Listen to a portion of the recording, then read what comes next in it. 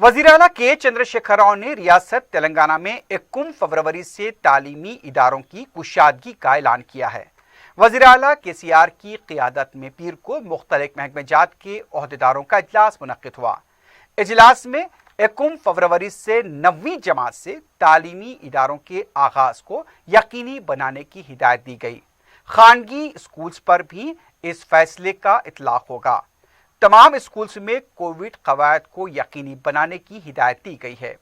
वजीर आला ने इजलास में महकमे माल के ओहदेदारों को शोबे के तमाम मसाइल की यकसुई की हिदायत दी। वजीर आला की तरफ से धरनी पोर्टल में दरकार तब्दीलियों को 1 हफ्ते में मुकम्मल करने की हिदायत दी गई। 16 जनवरी से कोविड वैक्सीन के लिए टीका अंदाजी के अमल का आगाज होने जा रहा है। इस सिलसिले में तमाम तैयारियां मुकम्मल करने की शोबे सेहत को हिदायत दी गई है। तमाम महकमेजात में तरक्कियों और मखलूआ जायदादों पर तकर्रुरात के अमल को एक साथ मुकम्मल करने की भी वजीर आला ने हिदायत दी है।